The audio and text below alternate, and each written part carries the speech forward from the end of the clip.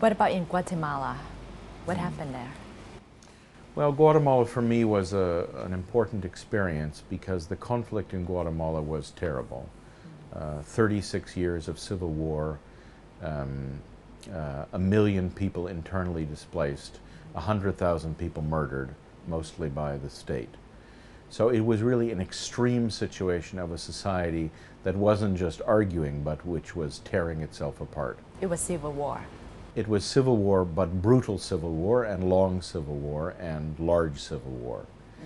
There was a peace treaty signed in 1996, and the Guatemala Scenario Project occurred after the signing of the peace treaty. So the question was, we have been party to a genocide here. How can we begin to rebuild the unity of the country? And this idea that I think is important, this idea that there is a unity, there is a national unity, but it has been torn. So it's not about creating a unity, it's about recreating a unity. In my new book, this is when I use the word love in this new book, Power and Love. Love is not about romance, love is about the reuniting that which is whole but which has been torn. And I mention that because I think that's maybe an idea which has resonance in Thailand. So the Guatemala project was important in three respects. First of all, it took place against this history of the most extreme destruction of the social fabric. I say that the fabric of Guatemala was just torn apart in the most violent way. Secondly, the participants in the meeting or the meetings, again it went on for some months, were people at a very high level and from the widest possible group, from the former guerrillas to generals to cabinet ministers to youth leaders to indigenous people to academics, so to religious leaders. So the whole society was represented. The third thing, and I think maybe the most important thing about the Guatemalan experience, is that the scenarios were really only the beginning. The scenarios were really only the beginning. There were, of course, scenarios about what might happen and some common language, but what was more important is that these people who had literally been murdering each other, bridges were built across these factions. People who had been enemies, really mortal enemies, found that they could work together, and this created bridges between their sectors and their constituencies. So to have a military leader and a guerrilla leader together making presentations, together on video, was influential.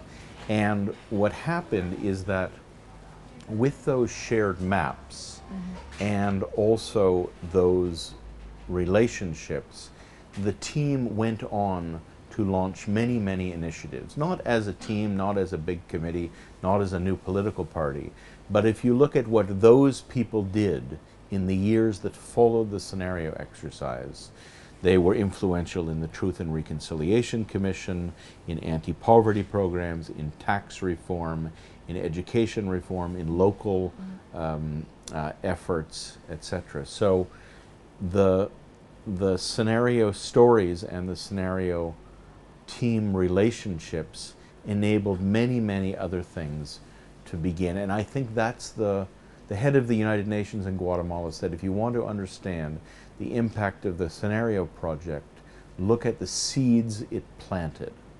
And I think that's what's most important. Not the scenarios, although they can be useful, but the seeds that are planted through these new stories and new relationships and new commitments. How did you get mortal enemies to even come together in the first place? Well, I think it's always the same. Nobody wants to sit down with people they don't like or they're mortal enemies, but people do it for a very simple and practical reason. They realize that they come together when they have realized that they can't get to where they want to go alone. I would prefer to work on my own. I would prefer to just get on with doing Yeah, do my it your thing, way, do it yeah. my thing, of course. But when I figured out that I can't get to where I want to go without them, then I will come. I may not agree with them, I may not see things the same way, I may not like them, I may even hate them. But practically I realize if we're going to save this country, if we're going to get this country to where we want it to go, we need to work together. So what's necessary at the beginning is not that people trust each other, not that they like each other, not that they agree, but that they share a concern about the way things are. They may not agree on what the solution is, they may not even agree on what the problem is, but they share a sense that this is not good, the way things are now, and we really need to try to change the direction. That's the beginning point, a shared sense of concern about the future. I think in Thailand, we still have competing ideas going on in terms of politics. Yeah.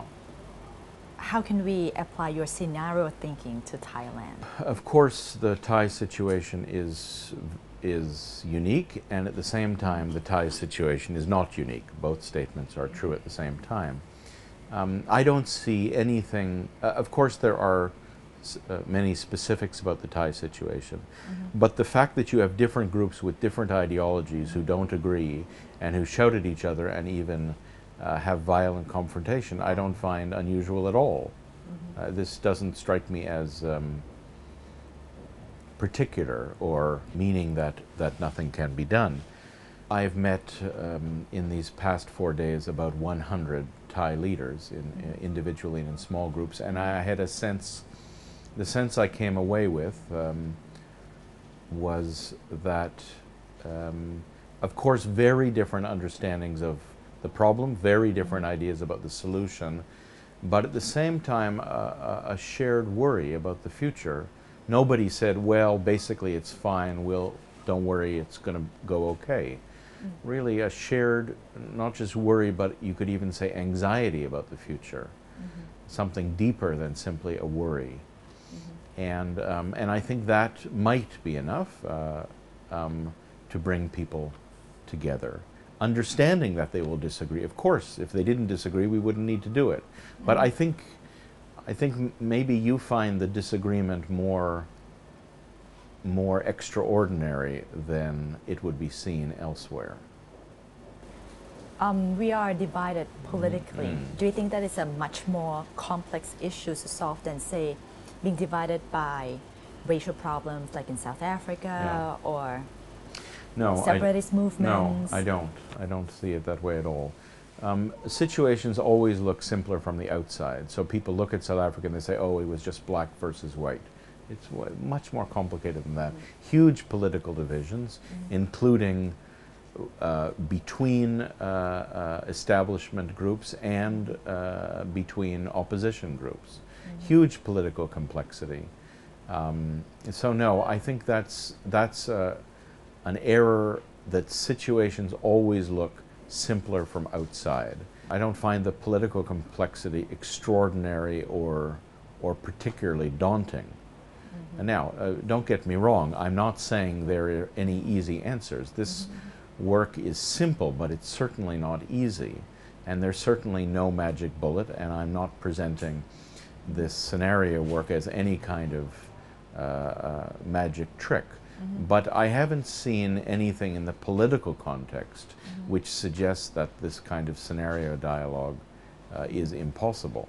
Not at all. What would be your advice for Thailand?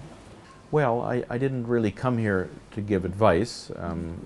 After 4 days, I would say I don't understand much. But I did come away with the sense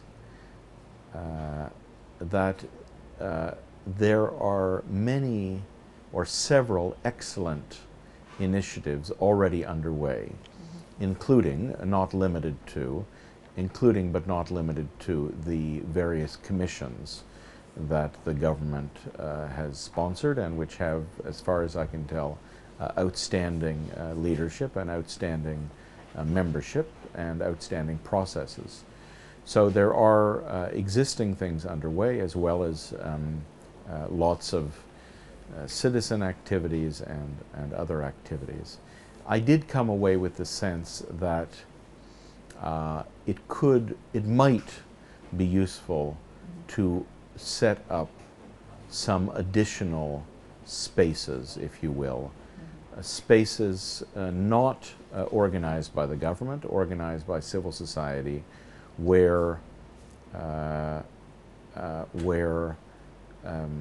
leaders from different parts of Thai society, political leaders, but not only political leaders, also grassroots leaders, also business leaders, also NGO leaders, also intellectual leaders, can come together in a scenario conversation or something like it.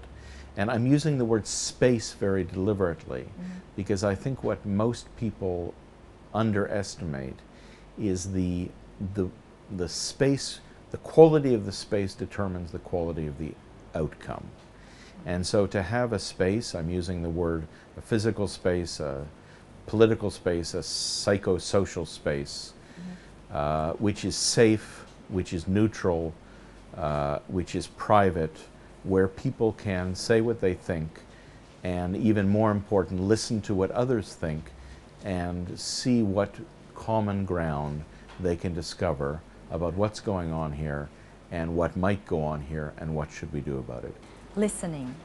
I think that has become something pretty hard these past couple of years to listen to different opinions. What can we do about that?